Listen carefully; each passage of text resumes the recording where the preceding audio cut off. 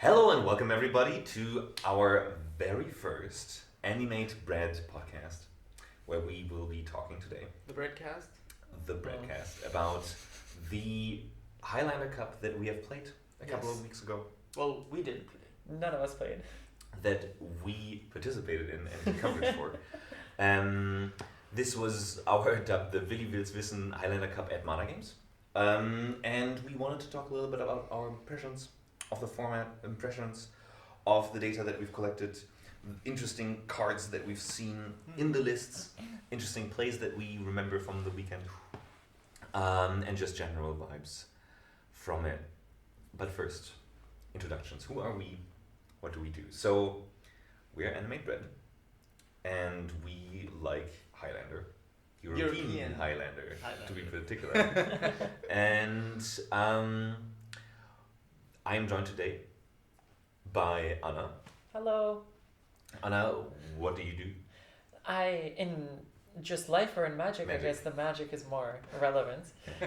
I'm a judge. I judged this event. I was the head judge at the Animated Bread. I was the representative of Animated Bread. I was the head judge at the tournament that happened, and I got to see kind of everyone play all at the same time. Got to yell at players, tell them to take their turns faster, stop tutoring so slowly. And What kind of deck are you on at the moment? the deck that I play most often in our weeklies is Jeskai midrange. Yeah. The deck that I play most often in anywhere else is what I term Steal Your Shit or Steal Your Girl, where it's this Grixis, all of the Gonti Lord of Luxury effects that we have. And I like playing other people's decks. Yeah. What about you? So this is Nemi. Hi, I'm Nemi. In terms of magic, I think my career can be summed up with Jund. That's it. Yeah, I've been playing since Onslaught as a kid and didn't understand the game very much, but I knew that Hill Giant was the best card at the time in my play group. No, I love casting mana dorks into big creatures. I love having all the removal that I possibly could, and I'm obsessed with Lander, also Canadian Highlander, but European Highlander, what we play here. Because we are in Europe and not Canada, sadly. And the whole reason that we got together to do this coverage is because the three of us constantly meet up to play Magic and are just have so many thoughts about European Highlander and all the decks in it. And I know that this, you... For the audience, what are you on at the moment? Right now, I'm on Jund. Whoa! Shocking. I love lands combo decks. I love Kiki Pod, but Dead Guy Ale. Yeah. But Jund is where the heart's at. That's where you're at right now. Yeah. That's very cool. Me? Yeah. I'm Diego. I don't like playing Magic. It's true. I like breaking Magic in half. So, in the spirit of Magic is a zero-sum game, I of course would like the other players to also have fun while they watch me play Magic. But that's truly You want to play solitaire Magic. A little bit.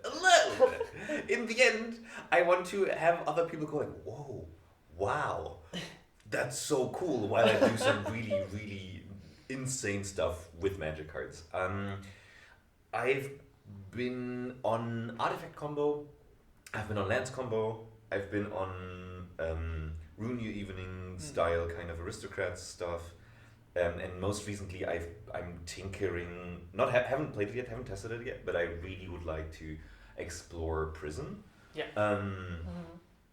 People call Rune Your Evening, but I think that's because they forgot. Yeah, they forgot about Trinisphere and Tangle And Humidity and Tangle Wire, exactly. Winter Orb. No. Fun. Super fun. We have to hang out with this guy. So that's my perspective on Magic. I've been playing also a long time. And You forgot Temur Blitz, by the way. Oh, Temur Blitz. Yeah, of course. Yeah, Temur Blitz is interesting because it's such a weird quote-unquote combo deck. It's the most combo-y aggro deck that you can build. Linear aggro combo. Exactly. Yeah, the combo is turn creature sideways.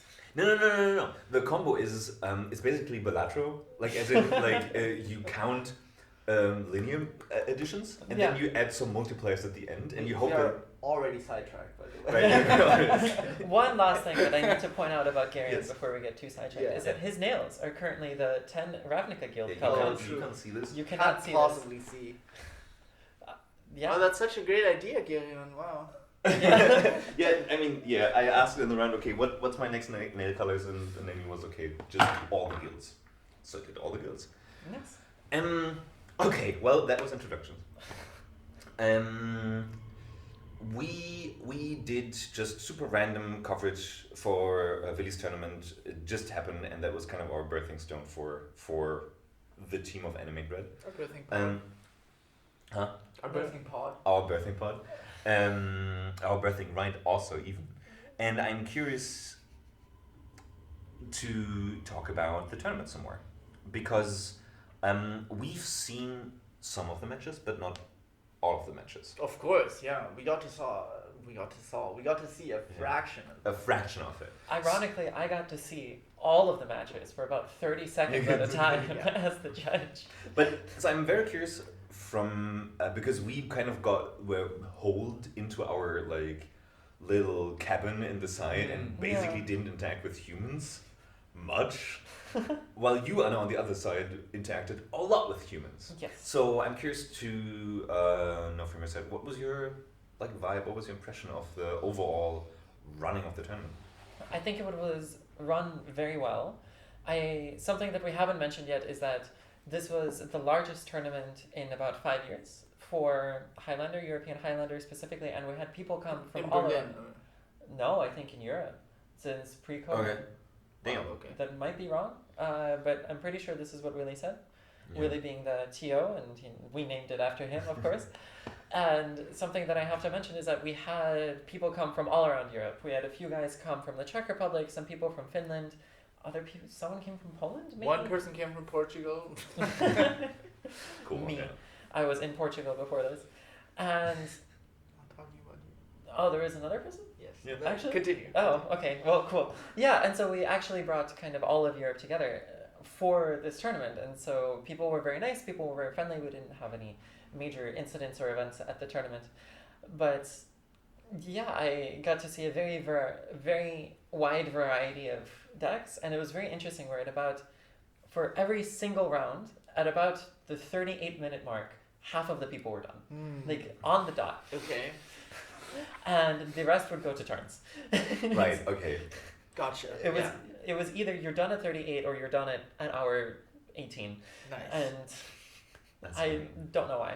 So, Nemi, for us being like more in the zone of thinking and talking about Magic, Yes. how was it for you?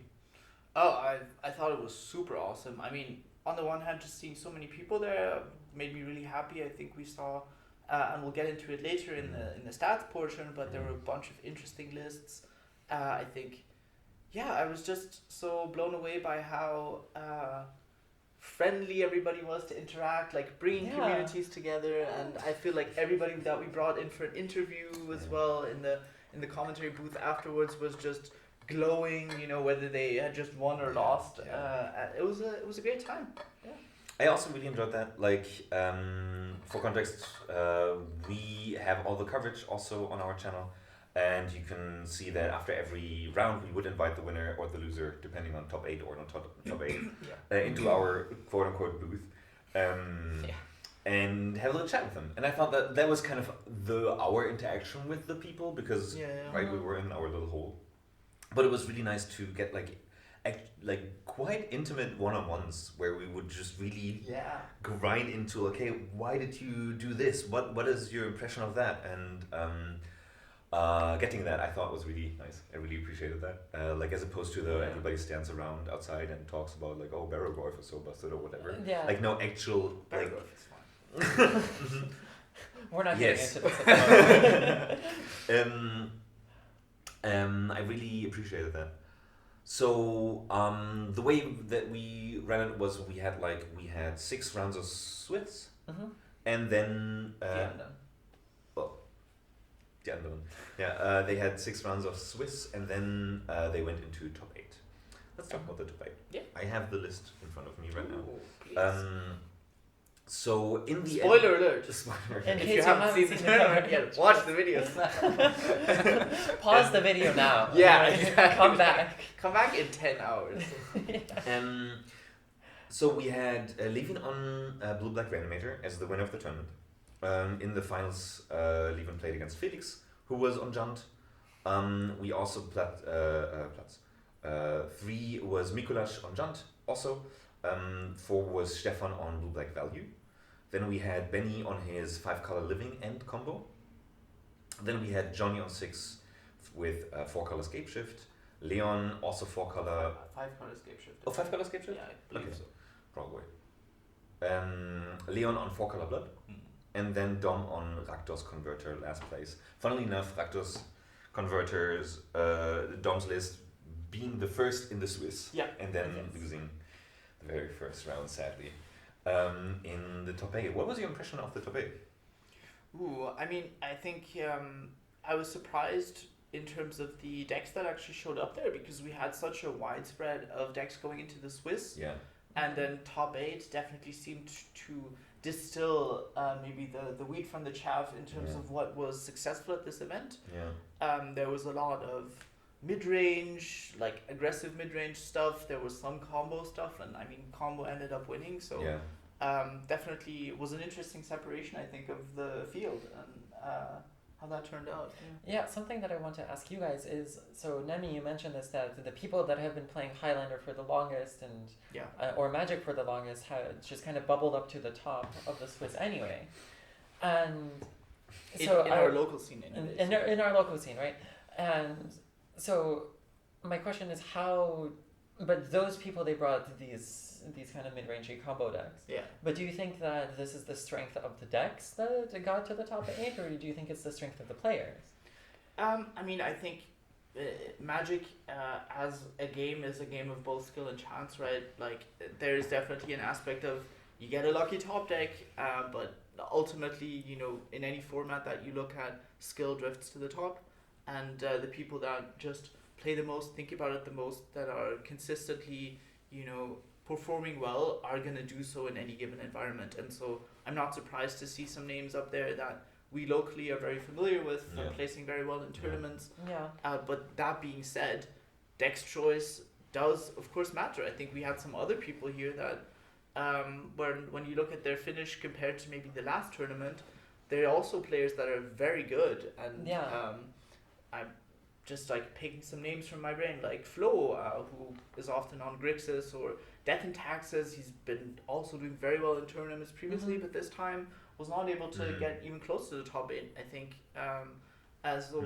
like deck choice, and I think we can look at that later again as well, then does definitely play a factor in terms of, in a field that is especially towards the top, combo was like something very important to be able to beat.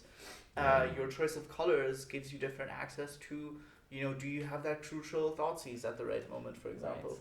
And I think another thing to mention is that for this tournament we had a maximum of 10 proxies. And so on some level...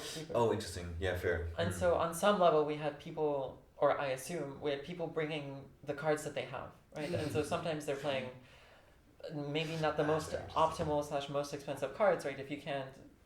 If players don't own a Minskin Boo, which at this point is 150, 200 euros. What? It's always been expensive. That's insane. Minskin? I don't know. I thought I got mine for like 10 euros. I don't interact with the secondary market. Yeah. I try to not interact with any of that. Right. Interact with the coffee shop. Interact with the coffee shop. Alright, okay, fine. Right, but if you don't own, for example, a dual land, right, which definitely is on the more expensive side, then you can proxy it, but if you don't have half of your deck, you have to bring suboptimal cards. Interesting. Hadn't thought of that. Yeah. I thought it was really funny that like the top 8 was populated by even though we had a very, very diverse group of people joining from all over, it was the Berlin top 8. It was very much. And like we had Mikuláš in there.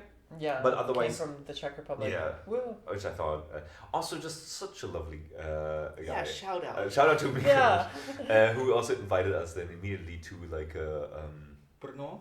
To Brno to play there. Yeah, and Prague and do like a team Highlander event Yeah. with or versus Prague. I think that would be super funny.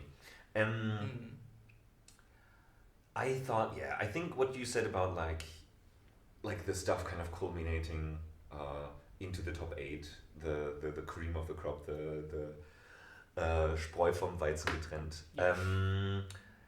I thought that was very interesting because we had quite a diverse metagame in the tournament. So I would like to look at that right now. Yeah, sure. Let's pull it up. So, Nemi, you made a very nice little data analysis of the different decks that we have gotten both in top 8 and in the tournament itself. Why don't you walk us through that a little bit? Yeah, sure. So we, on the one hand, have kind of a separation here of what archetypes were present and then of what colors were prevalent. Starting off with linear aggro, that was 14% of the meta. Aggro mid, 21%. Tempo 7. Blue-based mid-range was 17%. Non-blue mid-range 10%. Hard control, we had one deck, so 2%. Combo control on 12%. Combo, just straight combo on 12% as well. Creature hybrid combo on 5% and then 0% on prison. I'm sorry. 0% on prison. I think it's funny that you put that in.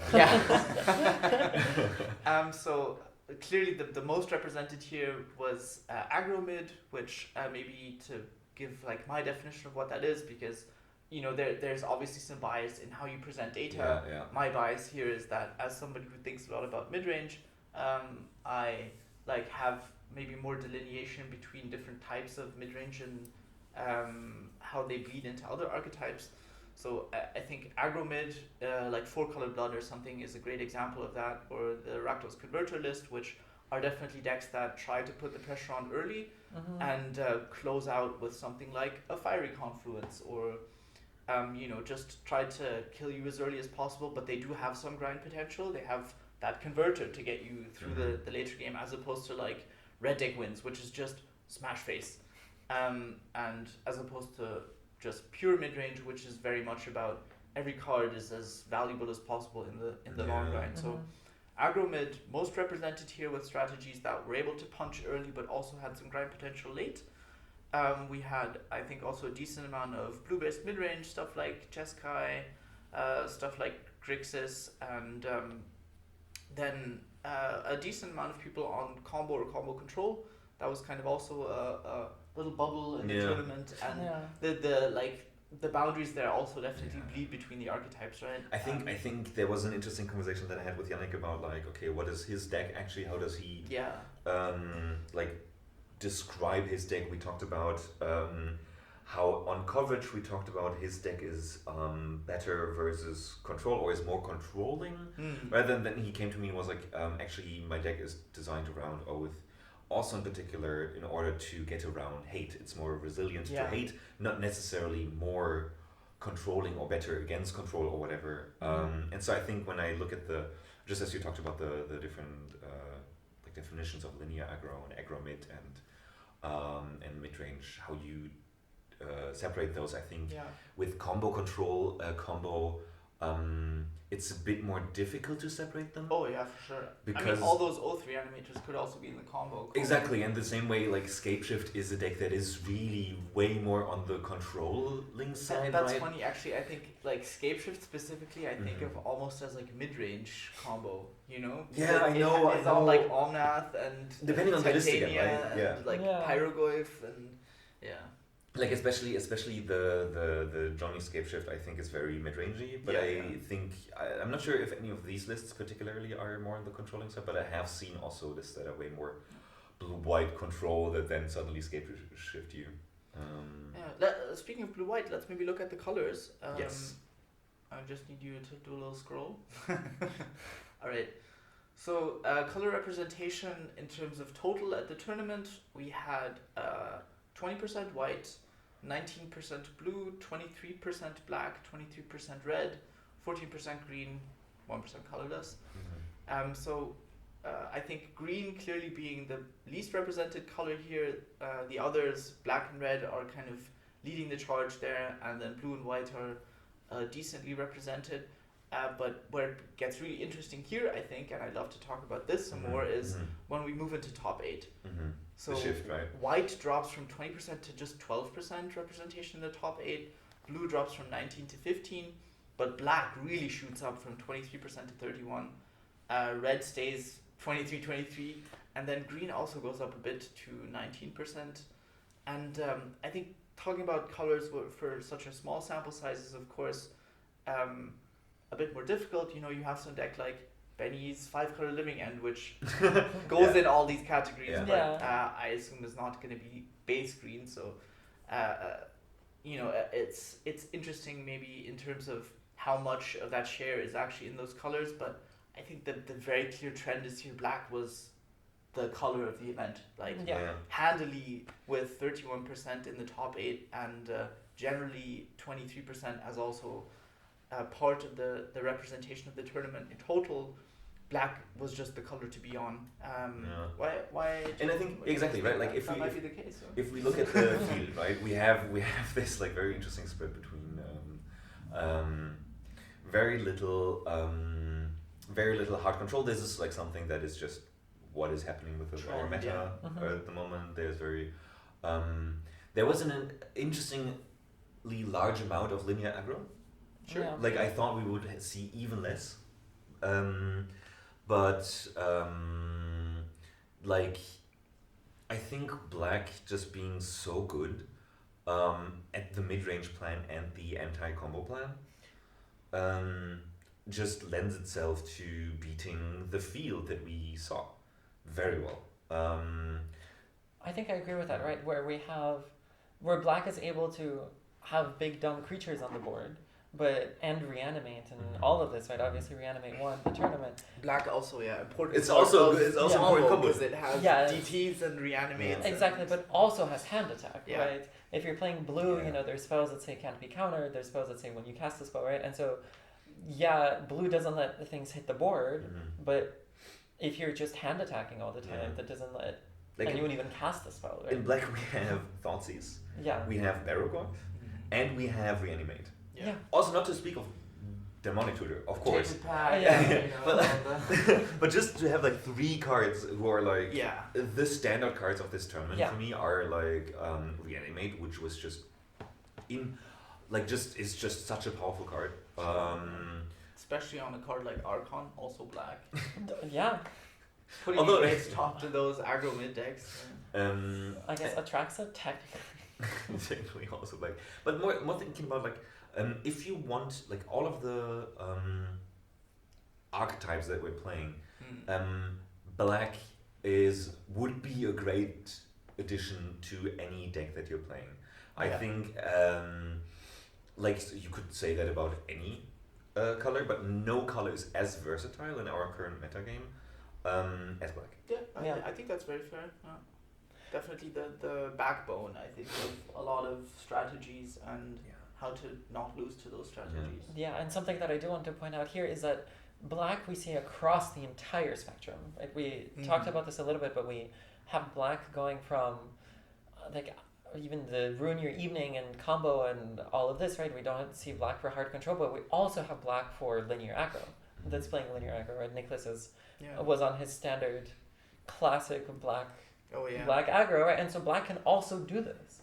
And that's true. It fills all the roles, kind of like it has tools for each situation, as opposed to something like red, which is definitely more aggressive leaning. Even thinking of green, which wasn't very much presented, at least in the field, just because green, you choose green for a very specific task. You choose green for your lance combo deck. You choose green for your like specifically grindy mid-range thing, or if you like have a specific, if you play Oath, you're on green. But even then, you're not like super deep on green, right? Like most of the Oath lists, unless you're also in Scapeshift, were like playing like white and black and red and then splashing for green. Yeah, green seems to be a very small component here right now, and I think that could be explained as in like the creature-based side of green as opposed to the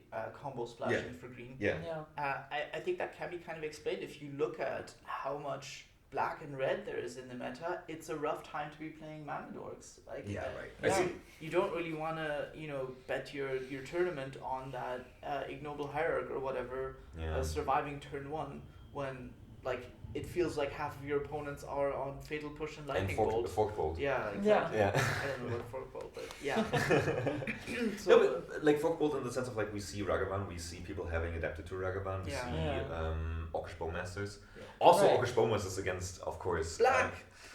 Opposition agent black. No, I mean Orcish Bowmasters versus Mana Dorks. Like people are on the 1/1s. And then people have responded to that by playing a bunch of cards that are good into 1/1s. Also, of course, talking about Oswald Pride. And like just playing a bunch of cards that deal with many X1s. Yeah. And that makes mana doors just really weak. Like Toxic Deluge, right? If you want to deal with many X1s, I don't know. I mean, Toxic Deluge in general being good against dealing with creatures. Yeah. But yes. So with that, I would like to segue into from the data to some more card-specific insights for the tournament, which is we all looked up. Now we're gonna all pull out our notes. Yeah, it's photo time. It's photo time. So we had some really interesting lists, and from those really interesting lists, I wanted to pull up our 3 favorite spicy cards. Yeah. And so each picked out 3.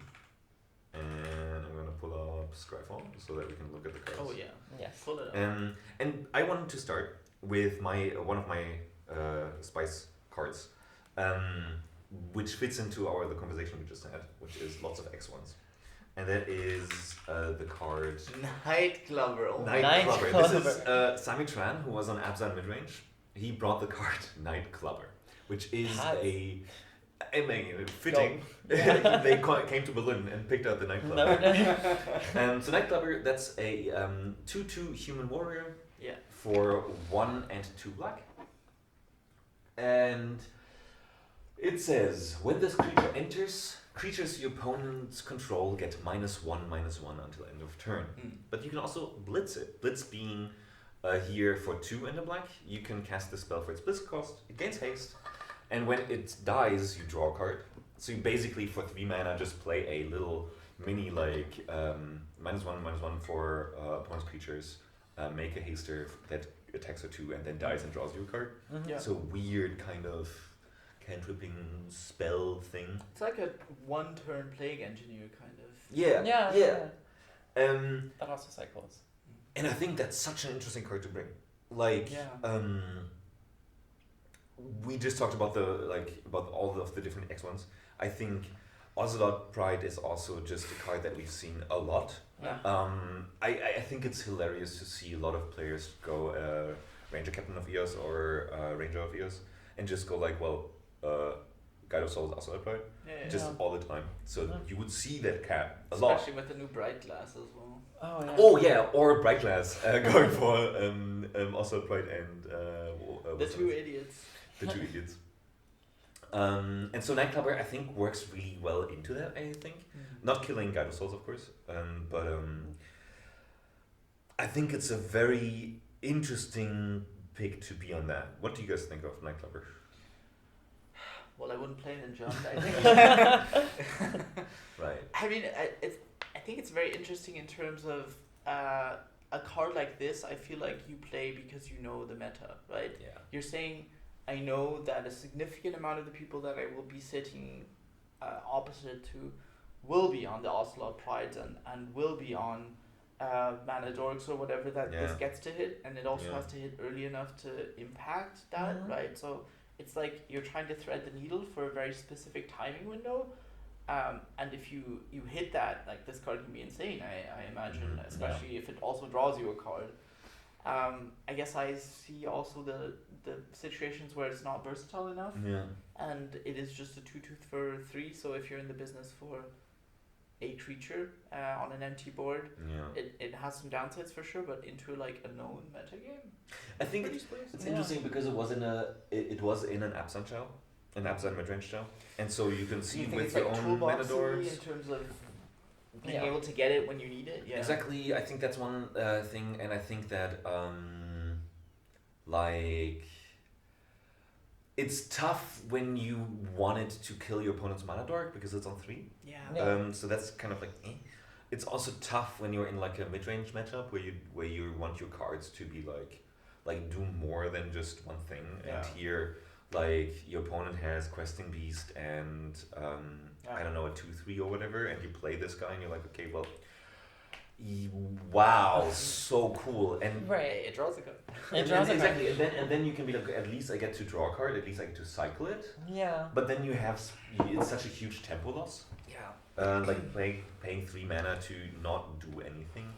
It can get you into a situation where you can, okay, now I can attack into my opponent because all the creatures are debuffed, but yeah, the one other thing I see is like maybe if you're in a meta where there's a lot of initiative monarch kind of strategies and creatures clog up the board to defend that, this could also be good for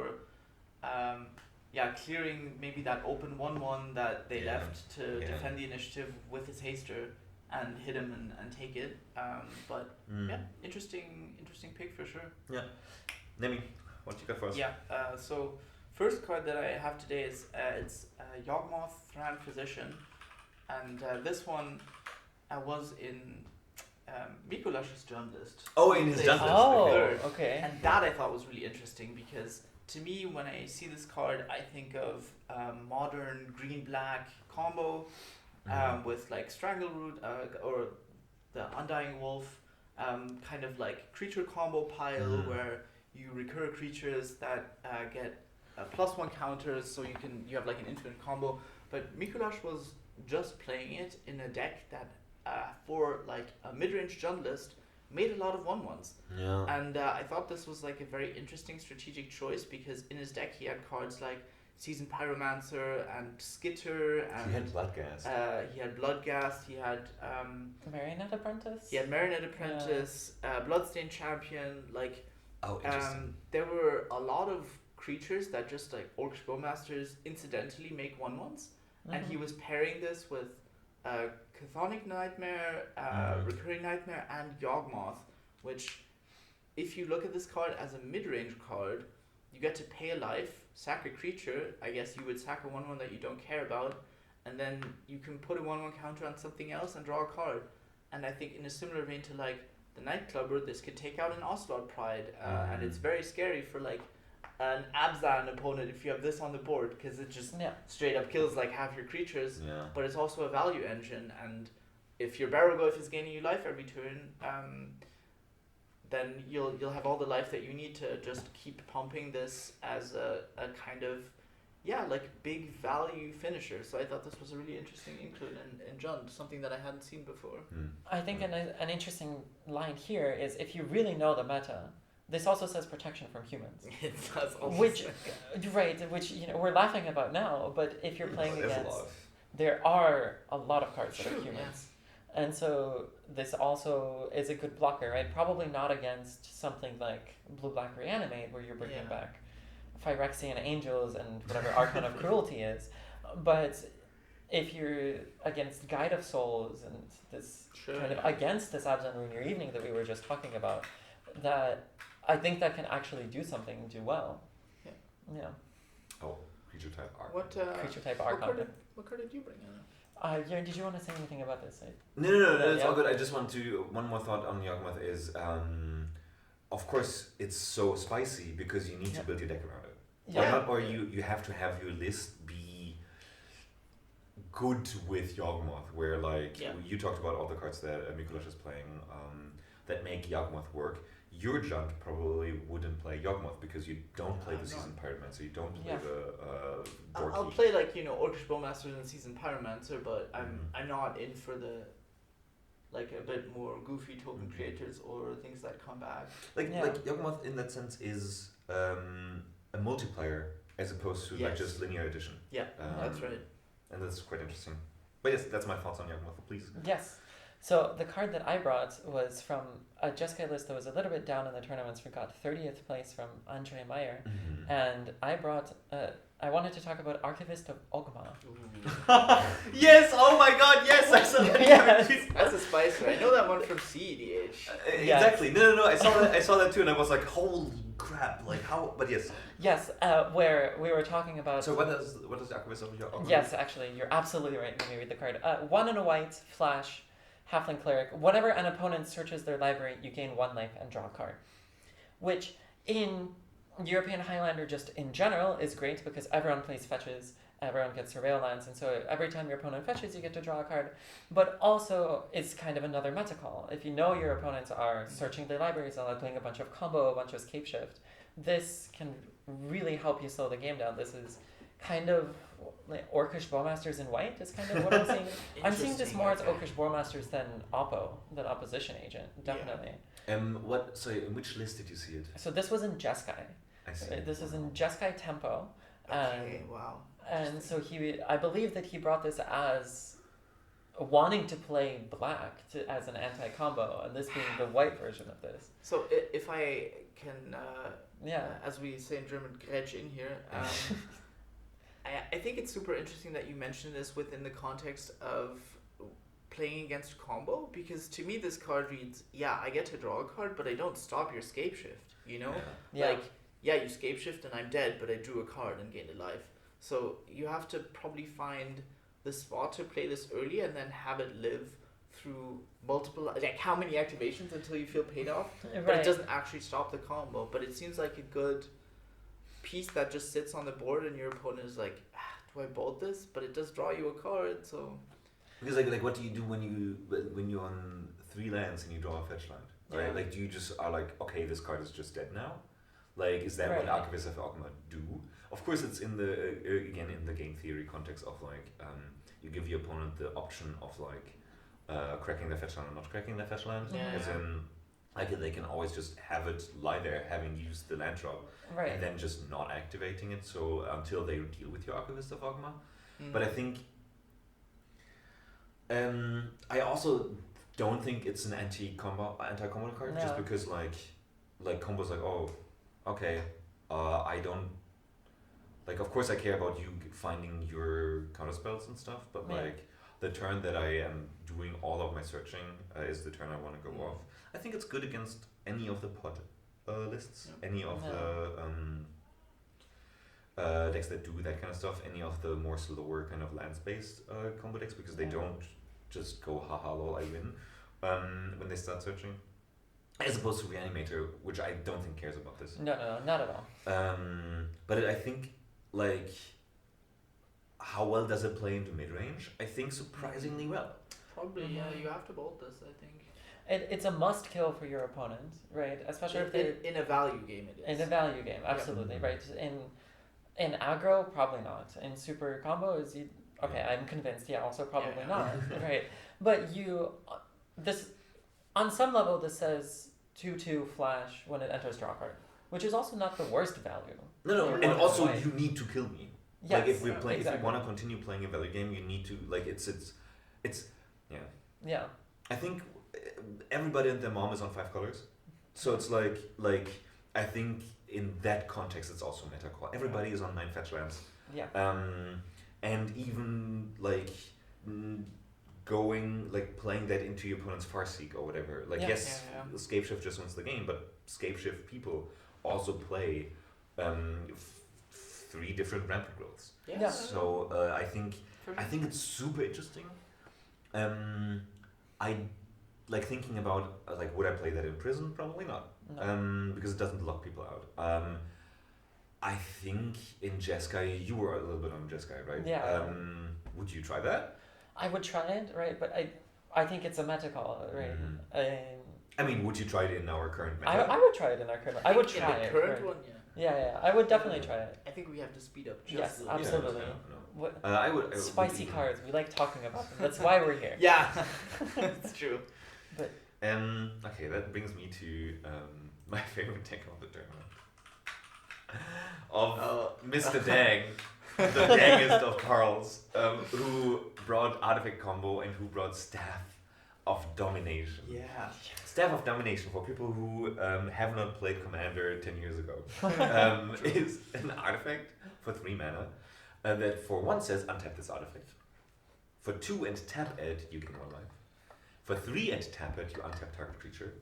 For 4 and tap it, you tap target creature. And for 5 and tap it, you draw a card. That seems so expensive. Why would I want this card to use any of its effects? Because you have infinite mana! Oh! So this card is so funny because it really doesn't really... It's not great when you don't have infinite mana. Yeah. No. So It does almost literally nothing. It does like for it's like an icy manipulator. If you pay 10 mana, you can gain 1 life.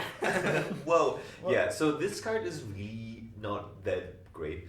What is interesting about this is in the list of Carl Dang, there is Power Artifact also, which is an enchantment for 2 blue. Abilities of the card that you enchant with Power Artifact cost 2 less, but can't be less than 1. So now your Staff of Domination can tap target creature for 2 mana. Yeah. But of course you don't play with Staff of Domination, but you instead play that with Basalt Monolith in order to make infinite mana. Yeah. There were some other ways of culting infinite manaing, but in general, danging.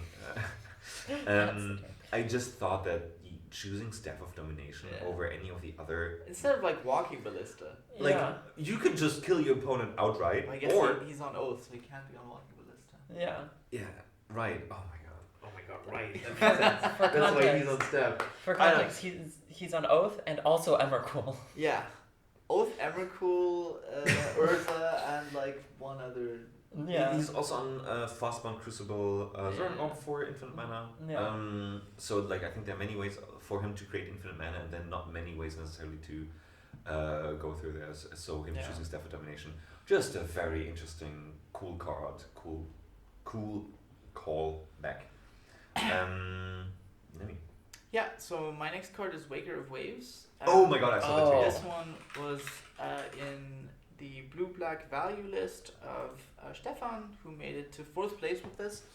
And I thought this card was kind of interesting to talk about in the context of what I felt like on coverage, like the card of the tournament, and that was Harvester of Misery, or Mire of Misery as you like to call it.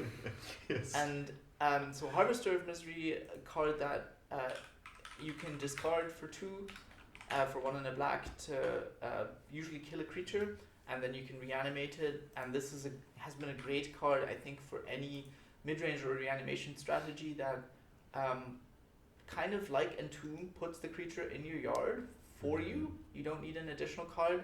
And, you know, Harvester of Misery is kind of the peak of how good those cards are at the moment. And then the question is, how deep do you go? Yeah. And I thought this was an interesting one. Also, how deep, it's underwater. But this one, so you pay 1 and a blue, you can discard it, and you basically like sleight of hand. You look at the top 2 of your library, you take 1, and then you put 1 in your graveyard, and then it's just a big 7/7, which your opponent's creatures get -1, -0. Probably not the relevant part of this compared to it being just something you can reanimate, like a big thing that you can discard. And so I thought this was an interesting kind of look at so we have these cards that can discard themselves. How bad can they be for them still to be playable? That brings me to Al-Tanak, the Thrice Called, which I've also seen in one list, which is a 9/9 for 5 and 2 green, which has a bunch of text, but the important part being for 1 and a green you can discard it, and then you can return target land card from your graveyard to the battlefield tapped. And that goes in the same vein, right? It's like, totally. I think this is a discussion about like any deck that plays black randomly also adding reanimate, animate dead, and maybe some other like free dance or life death, whatever. Yeah. My thoughts on Waker of Waves is I saw this card also in the 5-color Living End list. Oh, Right. yeah, sure, of course. Yeah, where I think Benny was playing literally every single creature that had the word cycle on it. Yeah. And this was one of them. Yeah. Right? Well, Where this you- one doesn't have cycle on it. Okay. Judge. Right, where this is one of them, right? Where you put this in the graveyard, you get some value out of it, and Yeah. eventually it comes back to the battlefield. And yeah. Yeah, I think it's very interesting how many of those, like with also the land cyclers, of course, we have access to Yeah, that. of course. The next card I Yes. would like to talk about is also in the same list as before, the super spicy Jeskai Temple list. Yeah. Is Parallax Wave. Oh, I also saw that. Oh, Yeah. baby. Where I play Jeskai. I play it, I think, more mid-range controlling, but I have thoughts about this card, If which you is play pre-modern or Yeah. vintage cube, you're well aware Of the power of Of the Parallax power, Wave. exactly. the wave. Yeah. right. So Parallax Wave, 2 white, enchantment with fading 5. You can remove a fade counter from Parallax Wave to exile a creature. When it leaves the battlefield, each player returns to the battlefield all cards that were exiled with Parallax Wave. What this also reads is that if you flicker it, or if you ephemerate it, if you flicker it, or if it leaves the battlefield and comes back, those creatures don't, right? Where it's If you do it in response, yeah, they're gone for good. exactly. So you can yeah. do some, you can do some stack shenanigans where you put its ability on the stack, target a bunch of creatures, Yeah. then you remove Parallax Wave. Mhm. So its leave battlefield trigger happens and brings everything back at exiled. Hmm. But it hasn't exiled anything yet because Yeah. the triggers are still, the targets are still on the stack. Yeah. That's And- the idea. Is it being played in the flicker context in that deck, or is it just played in the... This is a 4-mana enchantment that basically wipes the board for a few turns, and that usually gives the Jeskai deck then, I assume, enough time to close the game out or have enough counter magic for the follow-up or find that terminus or something Yeah. like... In the deck, so I'm just pulling up the deck now. I'm not seeing any cards that say flicker on them, really. Maybe there's like Ophelia, but for There the is most an part Ophelia, it's yeah. just... yeah. It's just good old honest It's just 4-mana raw dogging Parallax Wave. Yeah, honestly. respect. yeah. I also thought it was very interesting. Cool. Then in the same, we're still on funny white cards. The blue Yes, white I control. was thinking about this card as well. They run split up. Dude, don't be a wimp. What? Okay, we'll cover more ground this way. So Great in draft, I'll tell you. Oh, it's so interesting to me. Like it makes sense because where you want this, where you want to have like, oh my god, I need to like a panic button basically. was this in blue-white control? This was in blue white control. Okay, this was yeah. in. This wasn't just like we were talking about with Waker of Waves. How deep do you go for the things that Was it, discard yeah. themselves? Yeah. How deep do you go with like board wipes that aren't Supreme Verdict or Terminus? Yeah, exactly, Or exactly. Wrath Because of it, the Skies? You should read Oh. the the card? Okay. Yes. So for 1 and a white, split up is a sorcery that says choose one. Destroy all tapped creatures or destroy all untapped creatures. So as you just said, right? Like you have a certain amount of slots for board wipes, and usually, especially now with Mystical Tutor not being banned, number 1 is Terminus, and then number 2 usually is Supreme Verdict. But then you can go beyond that. Do you play Dam if you're playing black? Do you play actual factual Wrath of God? Right. Or do you play something like the one that exiles attacking creatures? Settle the Wreckage. Or Wrath Right to End. Exile, as they say. Wrath to exile. Like there are maybe even going to Comeuppance. Wings of Abandon. Ooh. Like going to other places other than Yeah. the main 2, which are Terminus and. Wrath of the Skies is for sure the third one, I think. Wrath of the Yes, Skies is yes, the other one, yes. yeah, for sure. Split Up, I think is super spicy choice because for 3 mana you don't mind it just killing 2 creatures. And it Yeah. doesn't kill yours, because you do it when yours are untapped, so it's Yeah. one-sided even. Your Yes. Legend Yeah. Shredder lives. Like yeah, exactly, right? Like you attack with your flyer and you just destroy all untapped. Mhm. Or you have some very interesting gameplay here, and I think that's Yeah. what I like about this card. It invites interesting gameplay. It's Yeah. not just like a powerful card. For sure. Yeah. That's I mean- cool. Yeah, so I have, if I can unlock my phone, my last card, and then I have an honorable mention. Yeah. So my last card is Court of Grace. This was in the Boros Answers list. And I thought this card was also very interesting to include in European Highlander. So for 2 white enchantment, you become the monarch, and then at the beginning of your upkeep, you make a 1/1 white spirit. If you're not the monarch, if you are the monarch, instead you make a 4/4 angel, both with flying. And this card in like an aggro mid kind of strategy where you usually probably you're attacking with the Lelia, you have a Mother of Runes on board or something. You're gonna bolt face for the final points of damage, and then you put your opponent in this spot with 4 mana where you cast an enchantment. There's not so much enchantment removal, right? Like this is way harder to remove than like just a normal 4-drop, like I don't know. Or even a Gideon. Yeah, exactly. Yeah. And then this card says that you get to draw an extra card every turn, and you make a 4/4, unless your opponent manages to attack you, in which case you just get a 1/1, which helps you get back the initiative.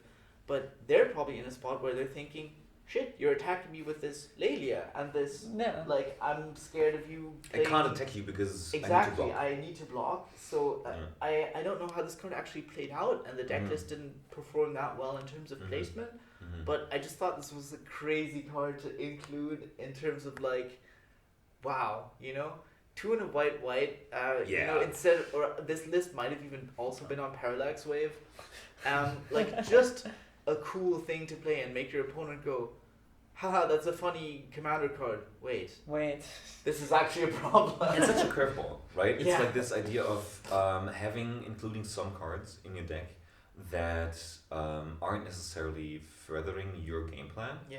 But rather challenge your opponent in a completely other kind of way that they, like, because they're dealing with all your other stuff, aren't able to deal with right now, which I think is something that the Monarchy does for a lot of aggressive decks, but also Scapeshift does for a lot of control decks, where they're like, oh, I need to establish my board through your control stuff, but I also need to be scared of you, so I kind of need to have counter magic if that's what I'm doing at all times. So I think it's not very subtle. It's like strapping a bazooka to your ankle. You're it's there, but it's like, what do you do? What do you do? So what's your honorable mention? Yeah, my honorable mention goes out to my boy Daniel. And this is Mantis Rider. Oh yeah, right. He was just on actual like Jeskai mid-range, like 10 counter spells. Playing the best 15 creatures Jeskai has to offer, and then he's got Mantis Rider in there, which I'm sure he thinks is one of the best. The 11th best creature that Jeskai has. We share a huge love for Lightning Angel, and this is basically Lightning Angel. Like, it's not, but it is. So what does it do? So for the Jeskai pips, blue, red, and white, you get Flying Vigilance, Haste, 3/3. That's it. That's the whole card. That's it. And this card is from 10 years ago. And I think it's so cool that he brought Mantis Rider to the tournament, because it's a card that he loves, and that he decided to not play, the next, this is in the same list as like Oculus or whatever. Right. Oh my god. He's on Oculus and Ajani and Solitude and Hieroglyph, and then you're like, and Mantis Rider. And I thought that was super dope, and I promise him that if he brings Lightning Angel to any sort of coverage that we're doing, we'll feature him. 100%. We're featuring the Lightning Angel. Okay, Anna, what's your last spice? Yes, the last card that I want to talk about is from Rakdos Converter. So the first deck that I started playing in European Highlander was Rakdos Madness, sub-flavor of the Rakdos Converter. So this is the deck that actually got number 8. And it's Trumpeting Carnosaur. Because, so the way that I personally play Rakdos Madness is you play more creatures that say Madness on them than discard necessarily. So when you discard as opposed to you can discard this. And it's interesting that this card ended up in the list because it also brings up the question of how low in the rankings do we go for creatures that allow you to self-discard. Yeah, this is another Waker of Waves, isn't it? Like, exactly. I mean, I think the payoff for this one is even a lot better, and the discard feels more playable. But I remember that Dom is he's on Reanimate, Animated, and Dance of the Dead, I think. Yeah, he is. Plus like an Emperor of Bones. And so this would bring back a 7/6. Trumpeting Carnosaur is 4 red. 7/6 dinosaur with trample. When it enters, you discover 5. But also for 2 and a red, you can discard it from your hand to deal 3 damage to a target creature or planeswalker. So in a pinch, this kills Minsk and Boo, I guess. But in response. But I think so. Like with this card, like this is so much more better than Wake of Waves. Yeah. Because But it doesn't drop cards, Yuri. oh Jesus! I mean, it does. This covers 5. It does actually. If it enters, this card is like nutso. Yeah. But like just this idea of the 2 modes, right? With Wake of Waves, you have a cantrip, a really bad cantrip, No. or like a big dork. And here you have 2 big dorks because discover 5, like 2 spells. It's the biggest fucking Bloodbraid elf of all time.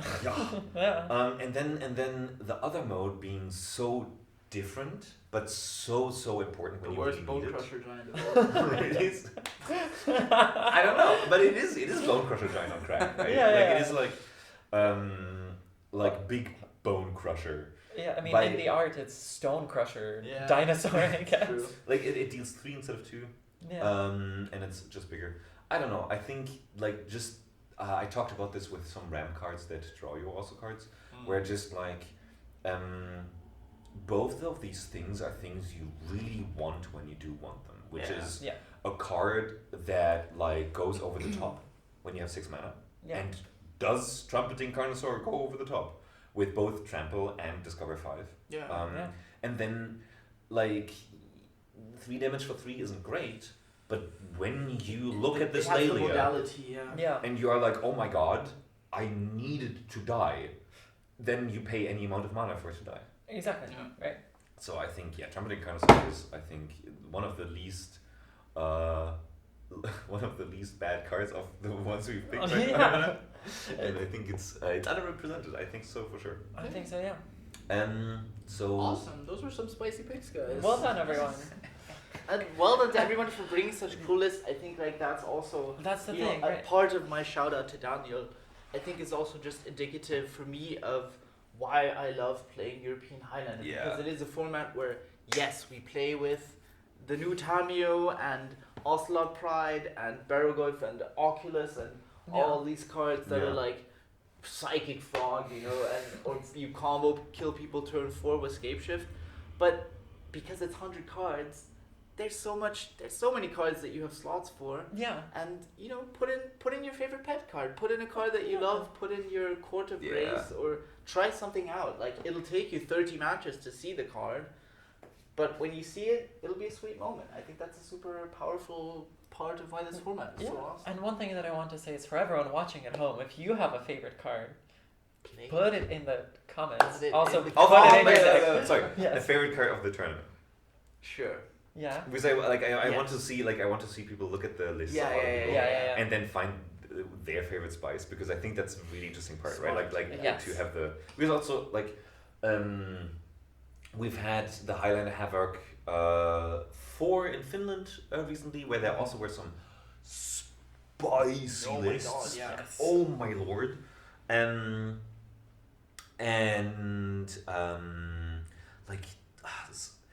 Show and tell and like weird modern mid-range stuff. I think that there are a lot of people playing what they think best cards, but I think that it is always really good to explore and play around with weird other things in order to step back. I think we are in a place in our metagame where a lot of value is put on cards that are just generally good. Like cards that are just like, you play this card and whenever you play it, it's gonna be pretty decent in the very least. I think people are not as focused on cards that are more valuable in a tricky kind of way, like the funny board wipe that I pulled up, where it's like, or like Court of Grace for your case, where it's like this card. Or the Yawgmoth Thranfist. Oh, Yawgmoth. In a vacuum, it's not as powerful as like Barrowglyph or Oculus. It's not as like, you look at the card and you're like, these are 5 paragraphs, all of them say value. So I put this into my deck because it's just so good. Yeah. I think that we are moving away from that a little bit, but currently in our metagame very much looking at these like very high value cards that have been printed in the last 2, 3, 4, 5 years, and not looking as much on curveballs. I think that's being explored at the moment right now, but these curveballs I'm very curious about, which is why I want other people to talk about their spicy cards. Yes, and that is my actual favorite part of European Highlander, which is why I started playing it, which is that you can build any archetype that you want, right? You can, I don't know if I would call it spicy, I think it's undersalted at this point, but I have an Eldrazi deck, right? That, you know, eventually if you can ramp turns 1, 2, and 3, and on turn 4 you play Kozilek or whatever, right? You win. Or you just go channel. Or you just go channel. Channel is legal. Where are all the channel decks? Where what the hell? Where's my channel deck? I don't know, dog. Actually, yeah. Where you can really build anything that you want, and will it win a tournament? If you're good, and if the deck is good, sure, but you have so much choice, and players have so much agency in what to have, that the meta never feels stale, right? And the choices that I have to bring every week don't feel stale. I don't have to bring red deck aggro every week in order to even have a chance of winning a game. Right? So I would love to talk about the weather forecast as well for the meta. Because I don't think we have proper time to do like a full deep dive into like how the meta looks right now. But I am very curious, Nemi. Yeah. What are your impressions of our metagame? Right, so I think in general, like we saw, especially in the top 8, and I think that's really relatively indicative, right, of where the meta was finding success, is the decks that go either combo. Can you stop me from comboing? That's Reanimator, that's Scapeshift, that's Living End. These decks that if you just let them do their thing, like around turn 4, you're dead, kind of. And I think the other decks that were able to find success were the mid-range decks that had aggressive potential and that had disruption. And so that's your black leaning, whether it's Jund or Rakdos Converter, whether it's 4-color blood with an Archon of Emeria also. Like black is not the only color that has disruption, right? There are other taxing effects. We just haven't been seeing them that much right now. No. Or you're in the combo camp, but I think one thing where I'm looking at where's the market opportunity for decks, and something that we haven't seen so much is I could see Hard Control making a comeback in terms of meta, because if I think about the metagame clock, what does Hard Control or like what does combo lose to? It's Hard Control, and what does midrange lose to? It's control decks that go bigger than it. So the aggressive decks right now were not so successful because they're not fast enough to stop the combo decks. So it's the slower, more value-based decks that find success if they aren't comboing. And maybe some lists that do go into the value but controlling route might be able to find some success, because I think that was also something that we saw with, for example, Max on his Grixis tempo deck playing against Benjamin on Living End, couldn't close out the game fast enough, but also didn't have the double counter spell for the crucial turn because he was spending his mana developing threats, digging for answers, and then he had like one counter spell. But if you're on a bit more of a controlling build, you might have 2 counter spells, and then you're able to counter that foil or whatever it is. Or whatever Penny is doing in order to protect its own don't know if that's in the cards in terms of what cards are being printed, because power level keeps pushing for more mid-range slanted cards, but it's an opening that I see, especially as our current weekly meta game has also evolved into, Leon put down Blood to try Escape Shift. Micha put down Mono Red to try Kiki Pod. Everybody wants to be on combo. Everybody wants to be on hybrid combo, and I think a slow deck that is able to win on its own time and stop you from doing that combo stuff is something that might be interesting. Interesting. I do think this development is super interesting to bring up right now, which is this development of we've seen a tournament of a lot of mid-rangey stuff, of a lot of value stuff. Yeah.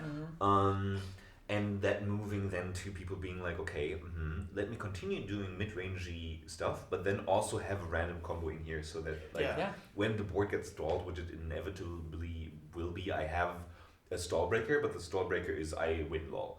Yeah. And that's like I find your point of like control winning against mid-range interesting, just because I think that the Junt lists or the more tempo-y, mid-aggressively decks, I think have a super good matchup against like the classic blue-white control idea still, because you have the disruption, the hand disruption, and then you just have threats that if they stay around longer than a turn, it's really, really, really, really bad for any control decks. And you have cheap like this. This is a discussion that we've had for the last year about like threats being so cheap that tempo-wise, you cannot do the classic control plan of like I have 1 mana removal spells and 3 mana draw spells, and I can get out of this trap that I'm in because I out tempo you and then use that tempo to play draw spells. That's something that has been very difficult. Right, Remand, for example, I think is a good example of this, right? Where what you'll remand my Ocelot Pride, or just play it for 1 mana, right? Like. So I'm very curious. Like that's maybe why Prison is the answer. Exactly. That's exactly why I'm playing Prism. Why I'm building Prism, because I'm like, okay, I can't 1-for-1 answer all of these sets anymore. So I'm just gonna play some blanket answers, and like let's see how that goes. Yeah. Curious. Any final thoughts as we're. As Anna has to go. Right, yeah, indeed. Dude, I'm just so much excited. For that. Period. For more Magic to be played. Just because like as you guys said, the meta clock is turning, and I'm very curious where it's going now. With everybody being on 4-color combo piles, I'm very curious how people will try to punish that, because I think that there's some interesting red deck win lists that can still like be explored a bit more. I think they are Splashing Blue, perhaps. Exactly. That's exactly what I'm thinking. I haven't seen Lumen that much. It might be coming back. I think it should be. There should be more Blue Moon.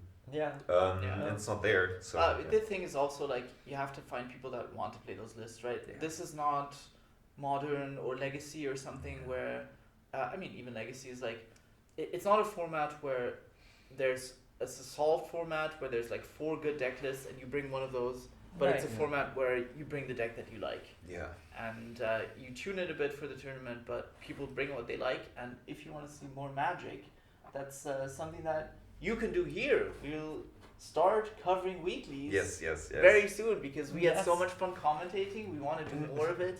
Absolutely. We will be back. With more Magic. And there will be more Willy Highlander Cup Part 2 will be happening at some point, right? We need to actually organize it, but it'll be interesting to see how even the meta shifts in that tournament. So, do you have any closing thoughts on that? No, that was my closing thought. Any thoughts of you? Then Brain Empty. Brain Empty. That was the talk. Yes. That was the soup. And I would like to thank you, Anna. Yay! You, Nemi.